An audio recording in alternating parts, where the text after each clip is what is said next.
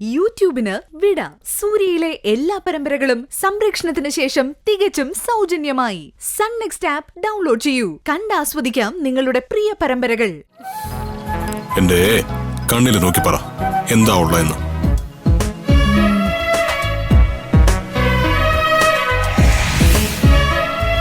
എന്തേ വായിക്കാൻ പറ്റുന്നില്ലേ? ആ, കള്ളക്കണ്ണായോണ്ട് വായിക്കാൻ പറ്റുന്നില്ല. എന്തേ? ഏയ്, അത് ശരിയാവില്ല.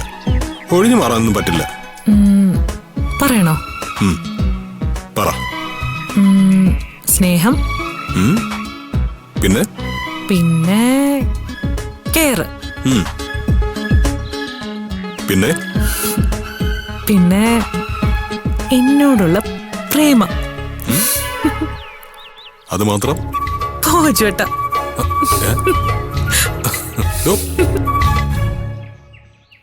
എന്തെങ്കിലും ഒരു വഴി പറ എന്റെ കമ്മീഷണറെ. അതെ, ആശുപത്രിയിൽ നിന്ന് അറിയാൻ കഴിഞ്ഞത് അയാൾ ഇന്ന് പൂജയുമായി കുറെ സംസാരിച്ചെന്നാ. അങ്ങനാണെങ്കിൽ സകല കാര്യങ്ങളും അയാൾ പൂജയോട് പറഞ്ഞു കാണും. ആ പ്രിയ എവിടെ ഉണ്ട്?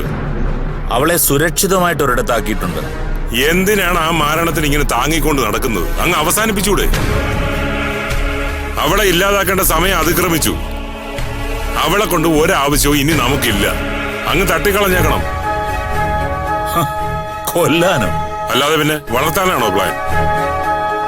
എന്റെ മോളുടെ മരണത്തിന് കാരണം അവളാ. അത് അറിഞ്ഞിട്ടും അവളെ ഞാൻ ഒന്നും ചെയ്യാതിരുന്നതേ അവളെ വച്ചിട്ട് നമുക്ക് ചില ഓപ്പറേഷൻസ് ചെയ്യാനുണ്ടല്ലോ എന്ന് ഓർത്തിട്ട് മാത്രമാണ്.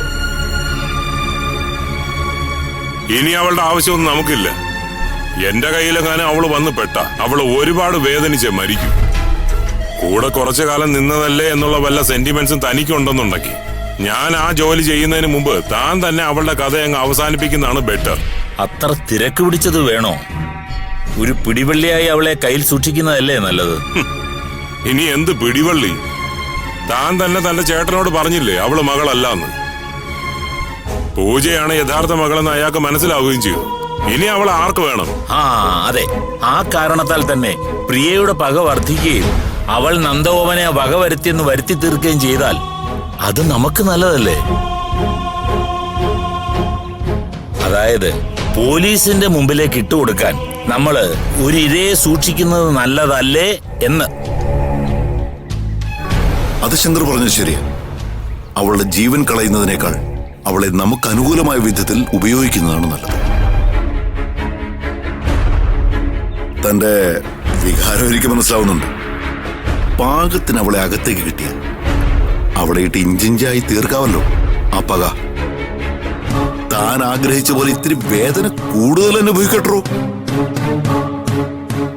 നമ്മുടെ മുമ്പിൽ അടിയന്തരമായിട്ടുള്ള പ്രശ്നം ഇപ്പൊ പ്രിയയല്ല, നന്ദഗോപന്റെ വഴി നമുക്കാർക്കും എതിരെ വരാതിരിക്കുക. അയാളെ കുത്തി പരിക്കേൽപ്പിച്ചത് ആരാണെന്ന് അയാൾ പോലീസിനോടോ മറ്റാരോടോ പറയാൻ പാടില്ല. അതിപ്പോ തന്നെ അയാൾ പൂജയോട് പറഞ്ഞിട്ടുണ്ടെങ്കിലോ? അയാൾ തന്നെ അത് നിഷേധിക്കണം. കമ്മീഷൻ എന്തായി പറയുന്നത്? ഇപ്പോഴത്തെ അവസ്ഥയിൽ അയാൾ അത് ചെയ്യുമെന്ന് തോന്നുന്നുണ്ടോ? ശങ്കർ ചോദിച്ചത് ശരിയല്ലേ കമ്മീഷണറെ? ഇനി ഇതൊക്കെ നടക്കുന്ന കാര്യമാണ്. അത് ശരിയല്ലെന്ന് ശങ്കറിന് തന്നെ ബോധ്യപ്പെടുത്തി കൊടുത്താൽ പോരെ? ശങ്കർ ഒരു കാര്യം ചെയ്യും, ആശുപത്രി പോയി ചേട്ടനെന്ന് കാണും. എന്നിട്ട് ഞാൻ പറയുന്ന പോലെ അങ്ങ് ചെയ്താൽ മതി. ഞാനോ ആശുപത്രിയിലേക്കോ? നല്ല കാര്യമായി. എന്ത് വിട്ടിത്തോ കമ്മീഷണർ ഈ പറയുന്നേ? അയാൾ എന്നെ കണ്ട അപ്പൊ തന്നെ പോലീസിൽ അറിയിക്കും. എടോ, താനത് ഞാൻ പറയുന്ന അനുസരിക്കടോ. ഞാനല്ലേ പോലീസ്. ഞാൻ പറയുന്നു തനിക്കൊന്നും സംഭവിക്കില്ല. കമ്മീഷണറെ, ഞാൻ ചെന്നാല് ഏട്ടൻ ചീത്ത വിളിക്കും. അതുറപ്പാ, അത്രേ ഉള്ളൂ. അപ്പോ താനൊരു കാര്യം പറയും.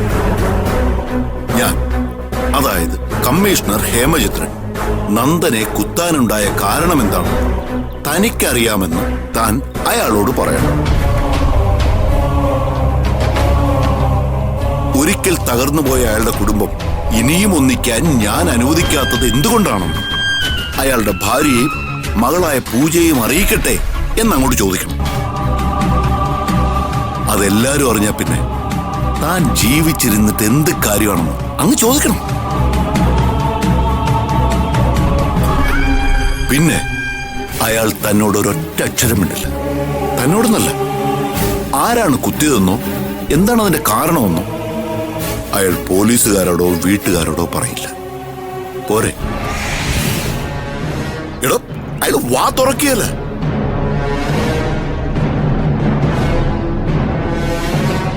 എന്താണോ വിശ്വാസം വന്നില്ലേ? കമ്മീഷണറെ, താൻ പോയി ഞാൻ പറഞ്ഞ പോലെ ചെയ്യണോ പോയി. പോലീസുകാരോടോ വീട്ടുകാരോടോ നന്ദൻ നമ്മളെപ്പറ്റി എന്തെങ്കിലും പറഞ്ഞ തനിക്കറിയാവുന്ന രഹസ്യം താൻ അരുണിമയോടും പൂജയോടും പറയുമെന്ന് ഭീഷണിപ്പെടുത്തിയാൽ മാത്രം മതി. പിന്നെ അയാൾ ശബ്ദിക്കില്ല. അല്ല, ഒന്ന് ചോദിക്കട്ടെ. എന്താണ് രഹസ്യം എന്നല്ലേ? ആ അതെ. അത് തൽക്കാലം എന്റെ മനസ്സിൽ തന്നെ ഇരിക്കട്ടെ എന്നേ. ചില കാര്യങ്ങൾ പറഞ്ഞാൽ പിന്നെ അതുകൊണ്ടുള്ള പ്രയോജനം അങ്ങ് പോയി കിട്ടും. നമ്മൾ തമ്മിൽ ഇത്രയൊക്കെ ആയ സ്ഥിതിക്ക് ഇങ്ങനെ ഒരു മറച്ചു പിടിക്കൽ വേണോ? വേണം സേനാപതി. നിങ്ങൾക്കിത് കേവലം ആകാംക്ഷ മാത്രമാണ്. അതറിയുന്നതോടെ തീരുന്ന വെറും ഒരു ജിജ്ഞാസ. എന്നാൽ എനിക്കതങ്ങനല്ല. കഴിഞ്ഞ 20 വർഷമായി ഞാൻ കൊണ്ടു നടക്കുന്ന ഒരു കനലാണ്. 20 വർഷം മുമ്പ് എന്റെ മനസ്സിൽ ജനിച്ച് എന്നോടൊപ്പം വളർന്നുകൊണ്ടിരിക്കുന്ന ഒന്നാണ്. കാലങ്ങളായി എന്റെ ഉറക്കം കെടുത്തുന്ന ഒന്ന്.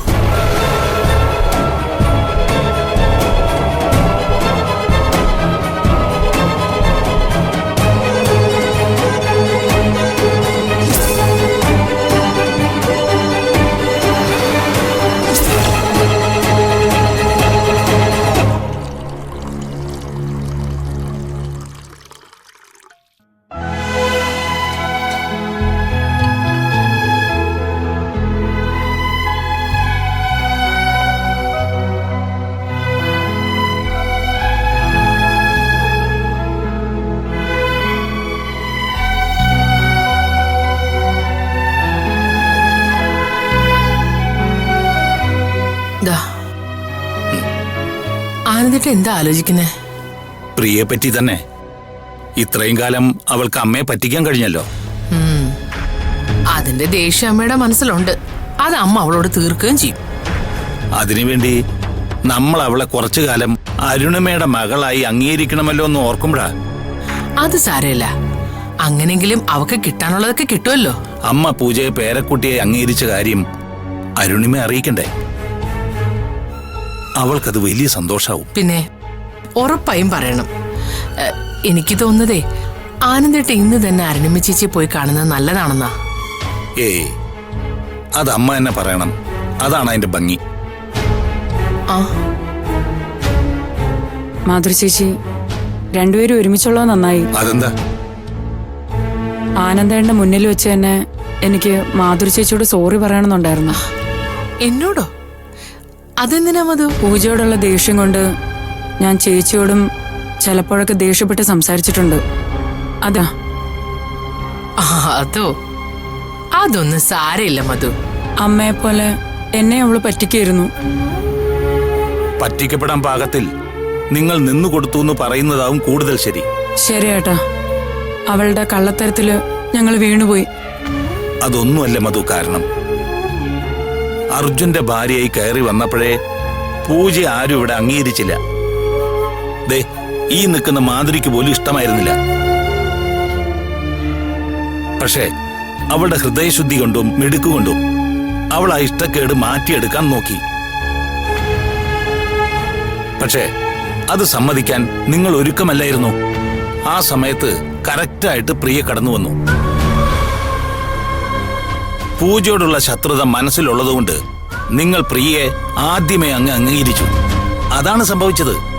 ശരിയേട്ടാ, തെറ്റുപറ്റിപ്പോയി. എന്റെ വിവരമില്ലായ്മ എന്നെ ഇങ്ങനെ ആക്കിയത്.